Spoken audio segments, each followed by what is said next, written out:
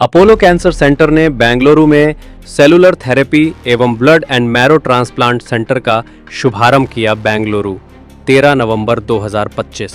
Cancer उपचार के क्षेत्र में एक महत्वपूर्ण उपलब्धि दर्ज करते हुए Apollo cancer centre ACC Bannerghatta road Bengaluru ने आज अपने अत्याधुनिक Apollo cellular therapy and blood and marrow transplant centre का शुभारंभ किया। ये केंद्र कर्नाटक में उन्नत कैंसर और हेमेटोलॉजी उपचार को नई दिशा देने वाला महत्वपूर्ण कदम माना जा रहा है। नया सेंटर अपोलो की इस प्रतिबद्धता को मजबूत करता है कि उन्नत और बहुविध सेलुलर थेरेपीज तथा ट्रांसप्लांट सुविधाओं को एक ही छत के नीचे उपलब्ध कराया जाए, ताकि मरीजों को विश्व स्तरीय और प्रमाण आधारित उपचार अपने ही राज्य में मिल सके। कार्यक्रम में शामिल प्रमुख विशेषज्ञ शुभारंभ कार्यक्रम में अपोलो के वरिष्ठ चिकित्सा विशेषज्ञ उपस्थित रहे, जिनमें प्रमुख रूप से doctor Neema Bhatt, senior consultant haematology, BMT physician एवं paediatric oncology professor doctor Vijay Agarwal, senior एवं lead consultant medical oncology professor doctor Vishwanath S, senior consultant एवं एकेडमिक एडवाइजर मेडिकल एवं haemato oncology doctor Poonam Maurya, senior consultant medical एवं haemato oncology doctor Aditya Murali, senior consultant medical एवं haemato oncology. साथ ही मी Akshay Oleti, CEO Karnataka region Apollo hospitals भी कार्यक्रम में उपस्थित रहे। उन्नत उपचारों की नई दिशा, नए केंद्र के बारे में बात करते हुए डॉक्टर नीमा भट्ट ने कहा, ये लॉन्च अपोलो अस्पताल के उस मिशन की दिशा में एक महत्वपूर्ण कदम है, जिसके तहत हम कर्नाटक में उच्च स्तरीय कैंसर उपचार को अधिक सुलभ बनाना चाहते हैं। ये केंद्र leukaemia, lymphoma, multiple myeloma, aplastic anaemia, thalassaemia और अन्य जटिल रक्त संबंधी विकारों से पीड़ित मरीजों के लिए ट्रांसप्लांट सुविधाएं उपलब्ध कराएगा। उन्होंने बताया कि केंद्र में अनुभवी हेमेटोलॉजिस्ट, ऑन्कोलॉजिस्ट, संक्रामक रोग विशेषज्ञ और क्रिटिकल केयर एक्सपर्ट मिलकर मरीजों को डायग्नोसिस से लेकर पोस्ट ट्रांसप्लांट रिकवरी तक संपूर्ण और समन्वित देखभाल प्रदान करेंगे। The most important objective of launching this unit is to make sure that the people of South Bangalore have access to state-of-the-art facility which minimizes the risk of complications like infection, which produces advanced facilities like a positive pressure ventilation, a HEPA filter unit, which will help us in executing complex procedures like a allogenic bone marrow transplant or a CAR T cell therapy kind of a treatment, which can treat even the most resistant of relapsed leukemias, lymphomas, and make sure patient not only have a good outcome, but it is a safe and a smooth journey. Your name, sir? I am Dr. Aditya Murli, Senior Consultant Medical Oncology at Apollo Bannerghatta. ನಮಸ್ಕಾರ, ನಾನು doctor Neema Bhat, senior consultant haematologist, bone marrow transplant ಅಥವಾ ಮೂಳೆ ಮಜ್ಜೆಯ ಕಸಿ ಮಾಡುವಂಥವ್ರು ಏನು ಹೇಳ್ತಾರೆ, ಹಾಗೂ ಮಕ್ಕಳ cancer ತಜ್ಞೆ. ನಾನು ನನ್ನ ಟ್ರೈನಿಂಗ್ನ US ಅಲ್ಲಿ ಕಂಪ್ಲೀಟ್ ಮಾಡಿ ಆಮೇಲೆ ಇಂಡಿಯಾಗೆ ಬಂದು ಈಗ ಆಲ್ಮೋಸ್ಟ್ 7-8 ವರ್ಷದಿಂದ ಇಂಡಿಯಾದಲ್ಲಿ ಕೆಲಸ ಮಾಡ್ತಾ ಇದ್ದೇನೆ. I am senior consultant in Apollo hospitals Bannerghatta road, ಮತ್ತು I have colleagues and junior consultants who are in Apollo Jayanagar and Seshadripuram. ಇವತ್ತಿನ ಪ್ರೋಗ್ರಾಮ್ ಈ Apollo cellular therapy and blood and marrow transplantation ಬಗ್ಗೆ ನಾವು ಎಜುಕೇಟ್ ಮಾಡಲಿಕ್ಕೆ ಯಾಕೆ ಮಾಡಿದ್ವಿ ಅಂತ ಹೇಳಿದ್ರೆ, ಈ ಡೇಟ್ವರೆಗೂ ಇಂಡಿಯಾದಲ್ಲಿ ಸುಮಾರು ಜನ ಮಕ್ಕಳು ಹಾಗೂ ದೊಡ್ಡವರು ಬ್ಲಡ್ ಕ್ಯಾನ್ಸರಿಂದ ಬಳಲ್ತಿದ್ರು. ಅವರಿಗೆ ಈ ಬೋನ್ ಮ್ಯಾರೋ ಟ್ರಾನ್ಸ್ಪ್ಲಾಂಟ್ ಅನ್ನೋ ಫೆಸಿಲಿಟಿ ಅವೈಲೇಬಲ್ ಇಲ್ಲ. ಓಕೆ, ಬೆಂಗಳೂರಲ್ಲಿ ಒಂದು 2-3 ಸೆಂಟರ್ ಇರಬಹುದು, ಅಥವಾ ಮೈಸೂರಲ್ಲಿ 1 ಸೆಂಟರ್ ಇವಾಗ ಮಾಡೋ ಯೋಚನೆ ಮಾಡ್ತಿರ್ಬೋದು.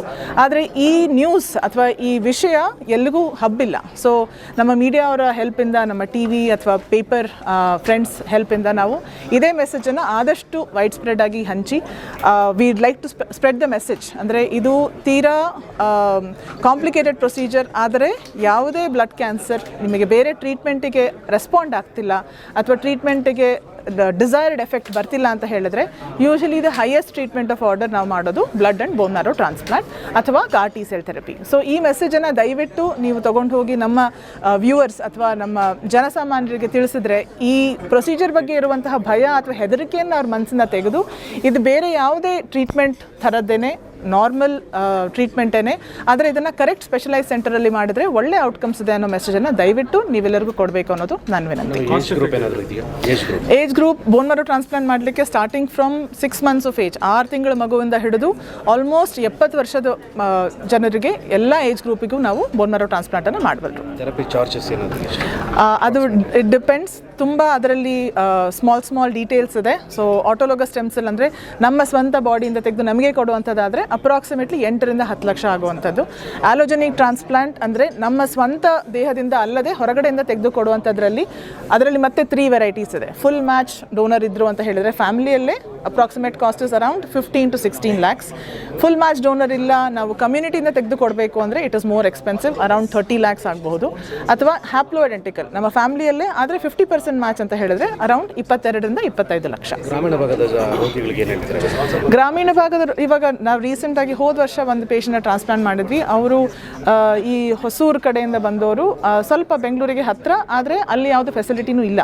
ಅವರು ಆಲ್ಮೋಸ್ಟ್ ಒಂದು 2 ತಿಂಗಳು ಇಲ್ಲಿ ಬಂದು ಅವ್ರ ರಿಲೇಟಿವ್ ಮನೆಯಲ್ಲಿದ್ದು ಆಲೋಜೆನಿಕ್ ಟ್ರಾನ್ಸ್ಪ್ಲಾಂಟ್ ಮಾಡಿಸ್ಕೊಂಡು ಹೋದ್ರು. ಅವ್ರ ಮಗಳಿಂದನೇ ಸ್ವತಃ ಅವ್ರಿಗೆ ಮ್ಯಾಚ್ ಸಿಕ್ಕಿತ್ತು.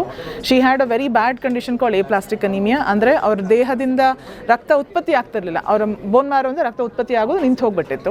ಅವ್ರು ಆಲ್ಮೋಸ್ಟ್ 6 ತಿಂಗಳಿಂದ ಬಳಲ್ತಾ ಇದ್ರು, ಎಲ್ಲ ಕಡೆ ಹೋಗಿ ಪ್ಲೇಟೆಟ್ಸ್ ಹಾಕ್ಸ್ಕೊಳ್ಳೋದು, ಬ್ಲಡ್ ಹಾಕ್ಸ್ಕೊಳ್ಳೋದು. ಆದರೆ ನಮ್ಮಲ್ಲಿ ಬಂದು ಬೋನ್ ಮ್ಯಾರೋ ಟ್ರಾನ್ಸ್ಪ್ಲಾಂಟ್ ಮಾಡಿಸ್ಕೊಂಡು ಒಂದು 2 ತಿಂಗಳಿದ್ದು ಮತ್ತೆ ಪುನಃ ಅವರು ಊರಿಗೆ ಹೋಗಿದ್ದಾರೆ. ಸೊ ನೀವು ಆ ರೀತಿ ಸಣ್ಣ ವ್ಯವಸ್ಥೆ ಮಾಡಿಕೊಂಡು ಬರಬೇಕಾಗತ್ತೆ. ಯಾರಾದರೂ ರಿಲೇಟಿವ್ ಅಥವಾ ಆ ರೀತಿ ವ್ಯವಸ್ಥೆ ನಿಮಗಿಲ್ಲ ಅಂತ ಹೇಳಿದ್ರೆ ನಾವು ಅದನ್ನು ಮಾಡಿಕೊಡ್ಲಿಕ್ಕೆ we will try our best. CAR T cell ಥೆರಪಿಯಲ್ಲಿ ಲಿಂಫೋಮಾಗಿ ಸಕ್ಸಸ್ ರೇಟ್ ತುಂಬ ಚೆನ್ನಾಗಿದೆ. ಅರೌಂಡ್ ಇವಾಗ ಯಾವುದೇ ಟ್ರೀಟ್ಮೆಂಟಿಗೂ ರೆಸ್ಪಾಂಡ್ ಮಾಡಿಲ್ಲ ಅಂತ ಹೇಳಿದ್ರೆ ಆ ಲಿಂಫೋಮಾಗೆ ಲೈಫ್ ಸ್ಪ್ಯಾನ್ ಇರೋದು maybe only about 6 months, 5 to 6 months or maybe 9 months. ಆದರೆ ಆ ರೀತಿ ಕೀಮೋಥೆರಪಿಗೆ ರೆಸ್ಪಾಂಡ್ ಮಾಡಿಲ್ಲ, ಟ್ರಾನ್ಸ್ಪ್ಲಾಂಟ್ ಆದಮೇಲೂ ಮತ್ತೆ ಪುನಃ ಬಂದಿರೋ ಲಿಂಫೋಮಾಗಳಿಗೆ CAR T cell therapy almost 70% cure rate ಇದೆ. ಅಂದರೆ ಮತ್ತೆ ಪುನಃ ಅದು ಬರದೇ ಇರೋ ಹಾಗೆ ತಡೆಗಟ್ಟಲಿಕ್ಕೆ ಅರೌಂಡ್ 60 to 70% ಸಕ್ಸಸ್ ರೇಟ್ ಇದೆ. ಆ ಪೇಷಂಟ್ಸ್ ಆಮೇಲೆ ವಾಪಸ್ ಹೋಗಿ they can lead a normal life. ಅದೇ ರಿಲ್ಯಾಪ್ಸ್ ಲುಕೀಮಿಯಾ ಅಂತ ಹೇಳ್ತೀವಿ, ಅಂದರೆ ಬೇರೆ ಬೇರೆ ರೀತಿಯ ಟ್ರೀಟ್ಮೆಂಟ್ ಆದಮೇಲೂ ಮತ್ತೆ ಪುನಃ ಬಂದಿರೋ ಲುಕೀಮಿಯಾಗಳಿಗೂ ಕೂಡ ನಾವು car T cell therapy use ಮಾಡ್ತೀವಿ. ಅದರಲ್ಲಿ success rate is about 50 to 60%. I am Dr. Vishwanath S. I am a senior consultant and academic advisor in the Department of Medical Oncology at Apollo Hospitals, Bangalore. Today it's a very proud moment for Apollo Hospitals, Bangalore. We have launched our comprehensive stem cell transplantation unit, where we are able to do autologous stem cell transplant, allogenic stem cell transplant and cellular therapy or CAR T cell therapy under one roof at Apollo Hospitals, Banagatta Road. So it is a state-of-the-art unit, and we've got excellent support from our consultant colleagues as well as infectious disease experts, nurses and of course our higher management. So talking about cellular therapy, which is also called CAR T cell therapy, it is a procedure which is done for high-grade B-cell lymphomas which have relapsed. These patients generally have a survival of only 6 months to 12 months. But with this procedure called CAR T cell therapy, where by a simple procedure called apheresis, we remove the patient's T cells and we send it to the lab, where it is genetically modified and it comes back in 2 to 3 weeks and pushed back into the patient's body, and then the patient is monitored for 2 to 3 weeks. With this procedure, we are able to cure around 50 to 60% of our patients with high-grade relapsed B-cell lymphomas, which is actually a deadly disease. This procedure can also be done for childhood leukemias, where again the cure rate is in the tune of 50 to 60%. And this novel procedure is not done in many centers in the country, and Apollo Hospitals, Banagatta Road is one such center where we can provide this novel procedure at a cost which is 1/10 of what is performed in the United States. There it's around 5 to 6 crore rupees. Here we are able to do it at 50 to 60 lakh rupees, because it requires a huge infrastructure. The product itself is around 30 to 35 lakhs. The cost is coming down. I'm sure in the next 1 to 2 years the cost will come down further, and we will be able to do more and more patients and treat these patients successfully. Thank you. Sir, after undergoing CAR T therapy, any chances of relapsing? So that's a very good question. Like I said, 50 to 60% of our patients who undergo CAR T cell therapy can be cured, but there are certain resistant cases, around 40% of them, where it is difficult to cure. And like my colleagues did mention during the discussion, that further therapies like BiTE antibodies and some novel targeted therapies are being used post CAR T cell therapies also, and we are able to cure a minute, maybe around 20 to 25% of those resistant cases.